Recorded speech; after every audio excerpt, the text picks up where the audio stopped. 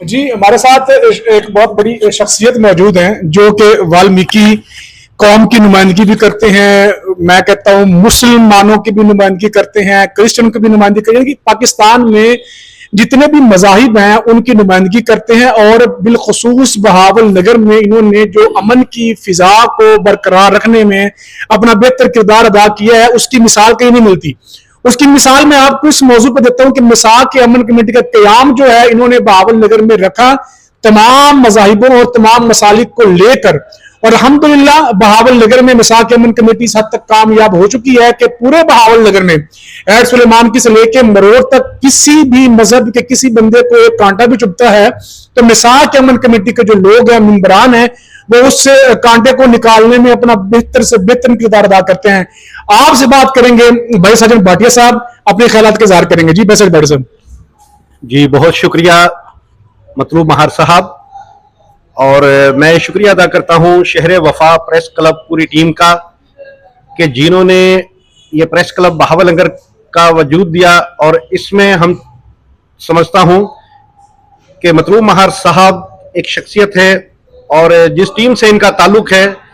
वो टीम अमन मोहब्बत भाईचारे की बात करती है। और हमारे मौलाना अशरफी साहब जिनके ये डिविजनल प्रेसिडेंट हैं, हम मुबारकबाद भी पेश करते हैं उनको कि जो उन्होंने काम किए हैं पाकिस्तान में अमन मोहब्बत भाईचारे को और माइनॉरिटीज को लेकर साथ इकट्ठे करके, वो एक बहुत बड़ी मिसाल है। और मैं इस शहर वफा प्रेस क्लब से ये उम्मीद रखता हूं कि ये उन महरूम तबकात की आवाज बनेगी कि जहां उनको मसले मसाइलों को हल करने में दुश्वारियां पेश आती हैं। और शहर बहावल नगर तो वैसे ही अमन मोहब्बत भाईचारे का एक बेहतरीन गुलदस्ता है, और इस गुलदस्ते को सजाने के लिए आज आप देख सकते हैं कि प्रेस क्लब बहावल नगर में जो तमाम मसलक और तमाम मजाहिब इकट्ठे हैं, ये बहावल नगर का सबसे बड़ी जो कामयाबी है अमन मोहब्बत भाईचारे की, कि तमाम मसलक और तमाम मजाहिब एक दूसरे की गमी खुशियों में शिरकत करते हैं, एक दूसरे के दिन त्योहारों पर शिरकत करते हैं। और जिस तरह मेरे मतलूब भाई ने फरमाया कि एक कांटा भी चुभ जाए तो हम सब इकट्ठे हो जाते हैं, ये बिल्कुल दुरुस्त है कि बहुत से मसले मसाइल ऐसे थे कि अदम बर्दाश्त से लेकर और बहुत से बड़े मसले मसाइल ऐसे थे कि जो इस टीम ने हल किए हैं।